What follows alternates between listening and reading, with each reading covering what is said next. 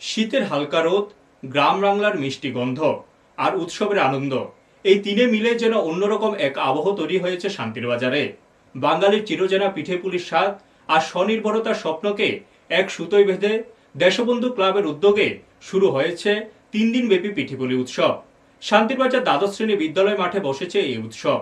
এই বছর মোট 40টি স্টল নিয়ে সাজানো হয়েছে মেলা প্রাঙ্গণ। বিশেষ বিষয় হলো মহিলাদের স্বনির্ভর করার লক্ষ্যে স্টল বসানো থেকে শুরু করে পিঠে তৈরির কাঁচামাল পর্যন্ত সবে বিনামূল্যে যোগান দিয়েছে দেশবন্ধু ক্লাব। উৎসবের উদ্বোধন করেন দক্ষিণ জেলা পরিষদের সভাধিপতি দীপক দত্ত। অনুষ্ঠানে আরো উপস্থিত ছিলেন শান্তিরবাজার বিধানসভা কেন্দ্রের বিধায়ক প্রমথ রিয়াং, পুরমাতা স্বপ্না বৈদ্য, ভাইস চেয়ারম্যান সত্যব্রত সাহা, শান্তিরবাজার তথ্য ও সংস্কৃতি দপ্তরের আধিকারিক অনুপম পাল, মহকুমা পুলিশ আধিকারিক বাপি দেববর্মা সহ বহু বিশিষ্ট অতিথিরা রাজ্য সরকারের নারী সশক্তিকরণ নীতির সঙ্গে সামঞ্জস্য রেখে এই উদ্যোগের ভূয়সী প্রশংসা করেন। ক্লাব সম্পাদক প্রবীর বরণ দাস জানান, এবার আমাদের 6ষষ্ঠতম মেলা। গত বছর প্রায় 3.5 লক্ষ টাকার পিঠে বিক্রি হয়েছিল। এই বছর প্রথম দিনের ভিড় দেখে আমরা আগের সব রেকর্ড ভাঙার ব্যাপারে আশাবাদী। মেলা প্রাঙ্গণে শুধু পিঠেপুলি নয়, দর্শকদের বিনোদনের জন্য রয়েছে রাজ্য ও বহিরাজ্যের শিল্পীদের পরিবেশিত সাংস্কৃতিক অনুষ্ঠান। গান, নাচ আর নানা পরিবেশনা এই উৎসবকে দিয়েছে আলাদা রং। গ্রাম বাংলার হারিয়ে যেতে বসা পিঠের স্বাদ ফিরিয়ে আনার পাশাপাশি মহিলাদের স্বনির্ভর করে তোলার লক্ষ্যে দেশবন্ধু ক্লাবের এই উদ্যোগ সত্যিই প্রশংসার দাবি রাখে।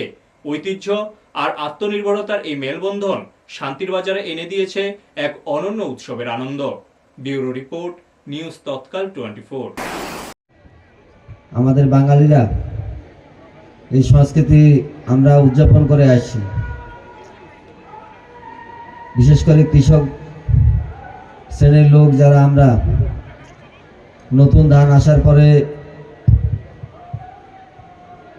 শুধু উৎসব নয়, প্রত্যেকের বাড়ি বাড়ি নতুন ধান আসার পরে আমরা প্রত্যেকের বাড়িতে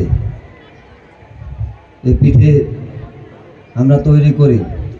এটা আমাদের অনেক পুরানো কাল থেকেই আমাদের বাঙালি সম্প্রদায়ের একটা ঐতিহ্য। গ্রামগঞ্জে এটাকে নিয়ে অনেক আগে থেকেই এই পিঠেপুলি উৎসবের সূচনা। বর্তমানে যেটা গ্রাম এলাকা ছাড়িয়ে শহর এলাকাগুলোতেও এর অনেক প্রাধান্য পেয়েছে এবং শহর এলাকাগুলোতেও হচ্ছে। এটা আমাদের যে পুরানো সংস্কৃতি, এই সংস্কৃতিকে জাগিয়ে রাখার জন্য এটা আমরা করে থাকি, যাতে আমাদের যারা নতুন প্রজন্মের ছেলেরা রয়েছে তাদেরকে আমাদের যে সংস্কৃতি সম্পর্কে তাদেরকে অবগত করানো এবং এই পিঠেপুলি উৎসবে যাতে আমরা আমাদের সংস্কৃতিকে এগিয়ে নিয়ে যেতে পারি, এই লক্ষ্যে বিশেষ করে পিঠেপুলি উৎসব। আপনারা দেখছেন নিউজ তৎকাল 24।